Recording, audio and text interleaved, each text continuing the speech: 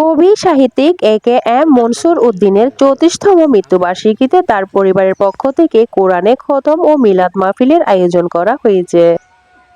শনিবার ২৯শে নভেম্বর মরহুমের নিজ বাড়ির কবরস্থানে সকাল ১০টা থেকে কোরআনে খতম ও মিলাদ মাহফিল শেষে মোনাজাত করা হয়।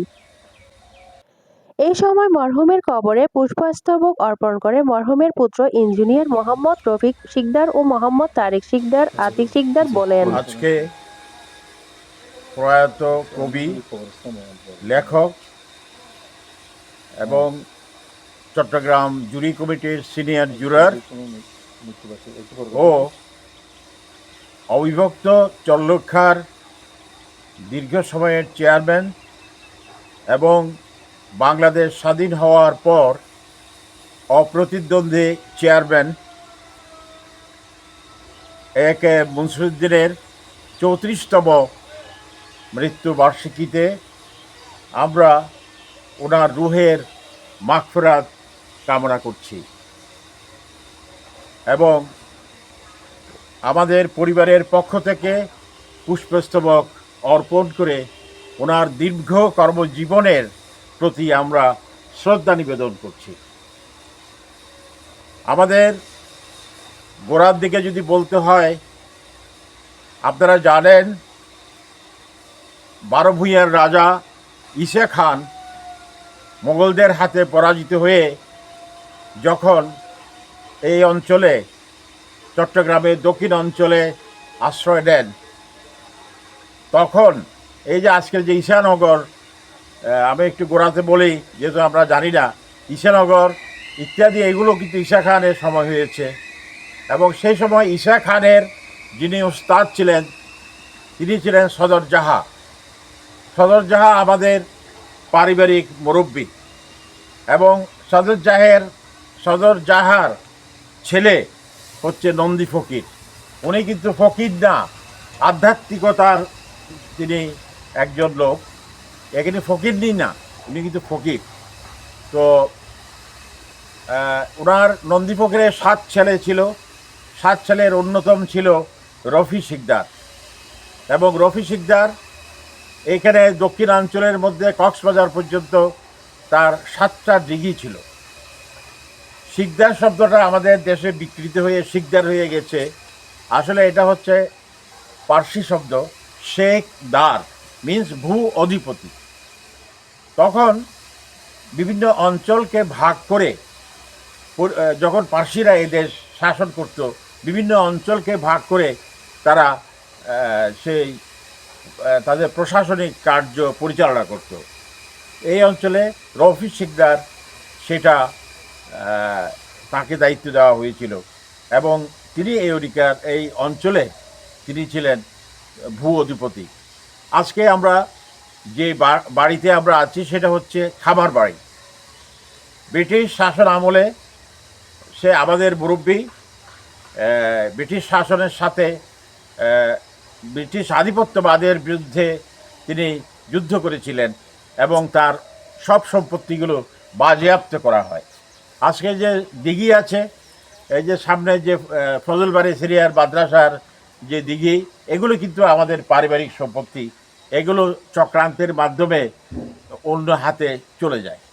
যাই হোক, এ.কে মনসুর উদ্দিন তিনি ব্রিটিশ বিরোধী আন্দোলনে তিনি ওতপ্রোতভাবে জড়িত ছিলেন। তিনি জেমস ফিনলের কর্মচারী ছিলেন কলকাতায় এবং তিনি একমাত্র মুসলিম বাঙালি যার বাংলোর মধ্যে লিয়াকত আলী খান থেকে শুরু করে সবাই সেখানে আসতেন এবং তিনি প্রত্যক্ষ করেছেন যে মুসলমানদের কিভাবে হত্যা নিধন করা হয়। একটা গর্ভবতী মহিলাকে আব্বার মুখে আমরা শুনেছি 2 দিক দিয়ে ধরে নিচে ছুরি দিয়ে তার বাচ্চা ফেলে দেওয়া হতো।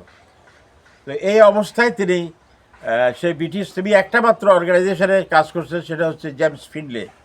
এবং জেমস ফিনলে কর্মরত অবস্থায় 1959 সালে তৎকালীন আইয়ুব খান যখন মার্শাল জারি করে, তখন তিনি আমাদের এই সামনে পুকুরে, রোববার ছিল সেদিন, তিনি ঘুম থেকে উঠে হাত ধোয়ার জন্য আসলেন। তখন চেয়ারম্যানের পরিবর্তে প্রেসিডেন্ট বলা হতো, এবং মাতবরকে ঘোড়ার লাগামের সাথে বেঁধে ছেঁচড়িয়ে দিচ্ছিলেন। তা আব্বাকে মনসুরউদ্দিনকে বলা হতো বালির বাপ, এবং বালির বাপ আমাকে বাঁচাও। ওনার রক্তাক্ত হয়ে গেছে সেই প্রেসিডেন্টের দেহ, এবং ৭১-এর সেই নির্যাতন থেকে এই নির্যাতন ছিল ভয়ঙ্কর। আমাদের পশ্চিম দিকে জুলধা দাঙ্গাসর এলাকার মধ্যে একজন আসামি দৌড়াইয়া পুলিশ চলে যাচ্ছিল, এবং সেই আসামি একটা বাড়িতে ঢুকছে, এবং তখন মেয়েরা পুকুরে গোসল করতেছিল। ওরা বলে আমরা তোমার আসামি ধরে দেব, তোমরা পিছনে যেও না। কিন্তু ওরা সেটা বাধা না মেনে, এটা মার্শাল ল পিরিয়ডে, তখন পিছনে চলে গেছে। তখন বাড়ির লোক, সেই পাড়ার লোকেরা ধরে পুলিশকে আনাউন করে কোতোয়ালি থানায় চালান দিছে। তৎকালীন মার্শাল ল অ্যাডমিনিস্ট্রেটর তৈয়ুব খান তখন এইখানে আর্মি ক্যাম্প করার জন্য হুকুম দেওয়া হয়। না, মুনায়েম খান ছিল গভর্নর, এবং মার্শাল অ্যাডমিনিস্ট্রেটর ছিল আব্বার মুখে আমি শুনেছি তৈয়ুব খান। তৈয়ুব খান তো পাঞ্জাবি। তখন তৈয়ুব খান নির্দেশ দিল, এইখানে এই এলাকার মধ্যে নারী নির্যাতন থেকে শুরু করে সব ধরনের নির্যাতন চলছিল, এবং তার বিরুদ্ধে রুখে দাঁড়ালো এক কবি, এবং সে ব্রিটিশ বিরোধী আন্দোলনে যিনি ওতপ্রোতভাবে জড়িত ছিলেন, সে মনসুরউদ্দিন তখন দাঁড়ালেন। এক পর্যায়ে ওনাকে গুলি করার হুকুম হলো, এবং সেই ক্ষেত্রে তার ম্যানেজার, ব্রিটিশ ম্যানেজার এবং ব্রিটিশ হাই কমিশন তাকে এবং তৎকালীন গভর্নর তাকে সাপোর্ট করলেন, এবং তৈয়ুব খানের মুখোমুখি হওয়ার পর এই এলাকা থেকে আর্মি ক্যাম্প উইথড্র করে, এবং কালারপুর থানার যারা ওসি যারা নির্যাতন করছে তাদেরকে সাসপেন্ড করে করায়, মানে তিনি সফলভাবে একটা নেতৃত্ব দেওয়ার কারণে এই এলাকায় তার পপুলারিটি বৃদ্ধি পায়, এবং সেই থেকে তিনি দীর্ঘ চেয়ারম্যানশিপ গ্রহণ করেন। এবং আপনারা জানেন, যখন 1971 সালের মুক্তিযুদ্ধ হয়,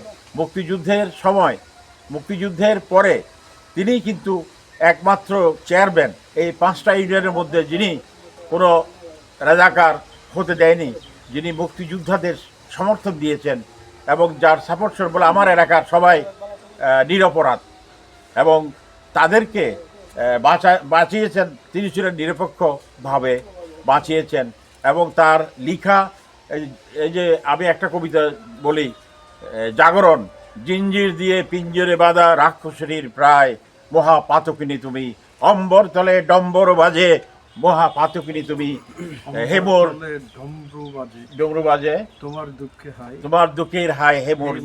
অপ্রতিদ্বন্দ্বী আনঅপোজড চেয়ারম্যান নির্বাচিত হয়েছেন লিবারেশনের পরপরই। আমরা তার আত্মার শ্রদ্ধা নিবেদন করছি। তিনি কিন্তু অত্যন্ত উচ্চ পর্যায়ের রাজনীতি করতেন। তখন ফজলুল কাদের চৌধুরী যিনি স্পিকার ছিলেন বাংলাদেশ তৎকালীন পূর্ব পাকিস্তানে, সেখানে ফজলুল কাদের চৌধুরী চট্টগ্রামে ছিলেন প্রেসিডেন্ট, মনসুরউদ্দিন ছিলেন সেখানে সাধারণ সম্পাদক।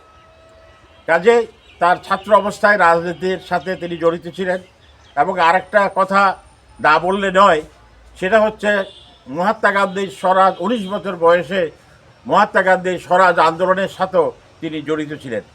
আপনারা জানেন, স্বরাজ আন্দোলনের শেষ ইউনিটটা এখানে শৃঙ্খলা বলা হয়, সেখানে আশ্রয় গ্রহণ করেছিল, এবং তাদের সাথে পুলিশের ক্রস ফায়ারে ওরা নিহত হয়। এবং মনসুরউদ্দিন আমাদেরকে মুসলিম লীগ করার পরও তিনি প্রতি আজাদির মধ্যে একটা কলাম আসতো, সে যারা বিদ্রোহী যারা ছিল তাদের দিয়ে অনুষ্ঠান করত। তো কাজেই মনে প্রাণে তিনি ছিলেন বাঙালি, মনে প্রাণে তিনি ছিলেন মুসলিম, মনে প্রাণে তিনি ছিলেন দেশপ্রেমিক। সেই মনসুরউদ্দিনকে আমরা এই পৃথিবী তো অত্যন্ত কঠিন জায়গা, এবং শেষ পর্যায়ে তিনি তার ক্যান্সারে আক্রান্ত হলেন, এবং যখন আমরা কেমোথেরাপি শুরু করলাম তিনি বললেন যে কেমো আমাকে আজ দিও না, এই যন্ত্রণা আমি সহ্য করতে পারি না। কাজেই তিনি আল্লাহর কাছে আল্লাহর মেহমান হয়ে তিনি চলে গেলেন। আমরা যত আধিপত্যবাদী হই, আমরা যতই পাওয়ারফুল হই, আমরা যতই স্বৈরাচার হই, একদিন আমাদেরকে মৃত্যুর স্বাদ পেতে হবে। এবং আমাদের আলটিমেট গোল হচ্ছে সেই 3 হাত কাপড় নিয়ে 3.5 হাত জায়গা। তো কাজেই একে বসরুদ্দিন সেটা উপলব্ধি করতেন। আমি তার সাহিত্যকর্ম অত্যন্ত, তার লেখাগুলো অত্যন্ত প্রখর, এবং তার মৃত্যুর পর বাংলা চট্টগ্রাম বিশ্ববিদ্যালয়ের বাংলা বিভাগের প্রধান দেলোয়ার হোসেনের একটা আর্টিকেল লিখেছিলেন, নীরব কবির কবিতা, হ্যাঁ, নীরব কবির কাব্য। তো এর পরবর্তীতে প্রায় 10 বছর পর আবার আমরা তার লিখনী এবং অন্যান্য কিছু সব কিছু নিয়ে আমরা আর একটা ঝরাপাতা আমরা প্রকাশ করলাম। এবং আমার ছড়ার বুক, তার ছড়া এক বসায় উনি ছড়া লিখেছেন, হ্যাঁ, বাচ্চাদের জন্য। তো কাজে তিনি মনে প্রাণে কবি ছিলেন, তিনি বড় প্রাণে একজন সুলেখক ছিলেন, যিনি আনন্দবাজার পত্রিকায় যিনি কলামিস্ট ছিলেন, এবং তিনি ছিলেন একজন মনে প্রাণে সমাজসেবী। অত্যন্ত গরিবী হালতে আমাদের জীবন কাটত। তিনি কোনোদিন সে দুর্নীতিকে তিনি ঘৃণা করতেন। আমি যখন ইঞ্জিনিয়ারিং পাশ করে আসি, আমাকে বলে, রফিক আয়, এখানে বসে তুমি যদি একটা চেয়ার নিয়ে বসে থাকো, আমার লোকজন নিয়ে প্রতি রাত্রে তুমি লক্ষ লক্ষ টাকা ইনকাম করতে পারবে। তো সাথে হঠাৎ হতে এই গুবুত খাই রে পড়ালেখা করি রাত্রি, হ্যাঁ। তো কাজেই সেটা আমরা ধারণ করি। এবং আমাকে বলছে, তুমি যখন 60 ক্রস করবা, 60 বছর যখন অতিক্রম করবে, আমি যেহেতু আমি আনকম্প্রোমাইজিং ছিলাম আমার বিভাগে, সে বিশ্ব ব্যাংকের প্রজেক্টে আমি জড়িত ছিলাম। আমি 8টা প্রজেক্টের মধ্যে 8 মাসে আমি রিলিজ করতে পারিনি দুর্নীতির কারণে। তো আমার আব্বা মনে করলো যে একে মানে মানে আমাকে, সেটা আমাদের একজন সিনিয়র ভাই শহীদুল্লাহর মতো হত্যা করা হবে। তো আমি ছুটিতে আসছি, তিনি আমাকে বলছে 10 নম্বর সিগন্যাল তখন চলছে, তিনি বলেন, না, তোমার মামা পাঠিয়েছে তোমার NOC, you have to go. আমি ব্রিফকেস দিয়ে চলে গেলাম। কিন্তু তুমি যখন 60 বছর অতিক্রম করবা, তুমি দেশে ফিরে আসবা তোমার জানাজার মানুষ জোগাড় করার জন্য। এবং আমার ছোট ভাই ডক্টর তৌফিক, তাকে নির্দেশ দিলেন, বরিশাল থেকে সে পাশ করে যখন আসছে, সপ্তাহে একদিন তুমি অবশ্যই এইখানে আসবা এবং জনগণকে তুমি সেবা করবা। কাজে আমি মনে করি যে তিনি একজন মনে প্রাণে দেশপ্রেমিক। এবং আজকে আমরা সবাই ওনার কোরআনে খতম আদায় করা হয়েছে, ওনার বিদেহী আত্মার। এবং এই কবরস্থানে যারা শায়িত আছেন, একে বসরুদ্দিন, ওনার স্ত্রী, আমার দাদা ইমাম শরীফ, আবার দাদি, আমার ফুপু গোলবাহার থেকে শুরু করে আমার চাচা মাহমুদ মিয়া, এবং থেকে শুরু করে এইখানে আমার চাচা আহমদ হোসেন, সবাই এখানে শায়িত আছে। এবং আমরা সবার গুনাহ মাফরাত কামনা করছি, সবার গুনাহ মাফ চাচ্ছি। আল্লাহ রাব্বুল আলামিন যাতে করে এই কবরের প্রত্যেকটা কবরকে বেহেশতের বাগিচা বানিয়ে দিই এবং হাসর তাদের জন্য সহজ হোক। তো 1974 সালে উনি তখন আনকন্টেস্টেড চেয়ারম্যান ছিলেন। একদিন দেখা গেল সাইক্লোন উঠছে, অনেক বড় সাইক্লোন। তো সেটাতে সেই 1974 সাইক্লোনে অনেক মানুষ ক্ষয়ক্ষতি হয়েছিল। তো তখন আব্বা চেয়ারম্যান, উনি তখন দেখা গেল রাত্রে মানে চতুর্দিকে তো বিভিন্ন ভলান্টিয়ারদেরকে নিয়োগ করা হয়েছে মানুষের রক্ষা করার জন্য। তো এক সময় দেখি রাত্রে, গভীর রাত্রে ওনাকে পাওয়া যাচ্ছে না ঘরে। তখন আমরা খুঁজতে খুঁজতে গিয়ে দেখলাম উনি বাইরে বারান্দায় বসে ছোট বাচ্চার মতো কান্না করতেছে, মানে হু হু করে কান্না করতেছে। তা আমি বাবাকে আমরা জিজ্ঞেস করলাম, কি আব্বু আপনি কান্না করতেছেন কেন? আমি কান্না করতেছি আমার দেশের জনগণ, সারা বাংলাদেশের জনগণ যারা এই সাইক্লোনের আওতায়, ওরা কিভাবে নিজেদেরকে বাঁচাবে, ওদের অনেক আপনজনদেরকে হারিয়ে ফেলবে। ওরা কিভাবে এই সাইক্লোন থেকে রক্ষা পাবে সেই চিন্তা করে ওদের ওই বেদনায় ব্যথিত হয়ে উনি কান্না করতেছিলেন। তা আমরা ওনাকে সান্ত্বনা দিলাম, যেটা আল্লাহর হুকুম আছে, আল্লাহর হুকুমে যেটা হয় সেটার উপর কারো হাত নাই, সবাই আল্লাহ আল্লাহ সবাইকে রক্ষা করুক, এটা আমরা প্রার্থনা করি। এই বলে ওনাকে ঘরে নিয়ে আসলাম। লেখক একে মনসুর উদ্দিনের চতুর্থ ছেলে মোহাম্মদ আতিফ শিকদার। তো আব্বাকে আমরা খুব বেশি দিনের জন্য পাইনি, যেহেতু আমরা ছোট থাকতে উনি আমাদের থেকে অনেক দূরে চলে গেছেন। তারপরেও আমি 91 সালের ঘূর্ণিঝড় সম্পর্কে একটু আলোকপাত করব। তখন আমি ইউনাইটেড কমার্শিয়াল ব্যাংকে চাকরিরত। তো আমি ড্রয়িং অফিস থেকে এসে ড্রয়িং রুমে বসার পরে আব্বা বললো যে 10 নম্বর সিগন্যাল চলতেছে, দেশের তো অনেক বড় ক্ষতি হয়ে যাবে, তুমি কি একটু গ্রামে যেতে পারবা? তো আমি বললাম যে হ্যাঁ ইনশাল্লাহ পারবো। তো অবশ্য গ্রামের মধ্যে হয়ে গেছে।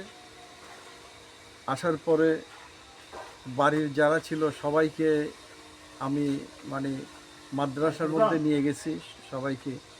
তখন কিন্তু আমাদের এই বাড়িটারি সব পানিতে ডুবে গেছে। তো এরপর থেকে আব্বা ওই দিন রাত্রেও নাকি খুব বেশি প্রোডাক্ট মানে কোনো ওষুধ খেতে দেখিনি। প্রথম ইনি এই ওষুধ খেলেন আর কি, বলে আমার এইরকম খারাপ লাগতেছে, প্রেশারের ওষুধ খেত না। তো ওই দিন থেকে আব্বা অসুস্থ হয়ে যায় এবং আমরা হেলথ ইউনিটের মধ্যে নিয়ে যাই।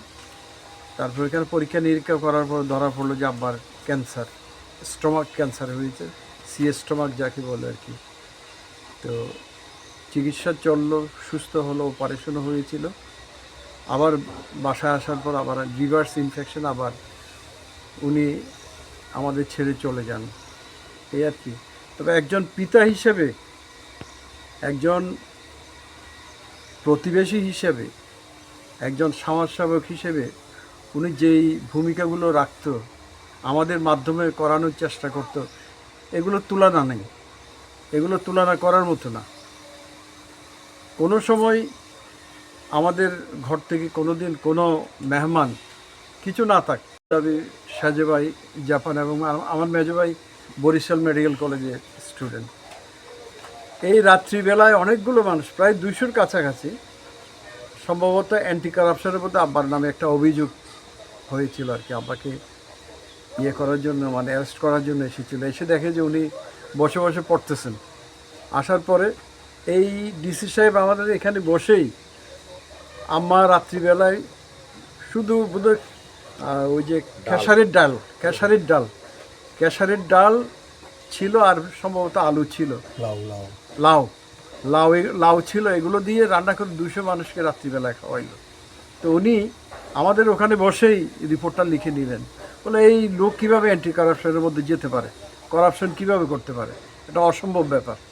তখন বোধহয় উনি যখন আমাদের থেকে বিদায় নিচ্ছেন তখন সম্ভবত মানে সকালের আজান হচ্ছিল, তখনই বিদায় নিয়েছেন আর কি।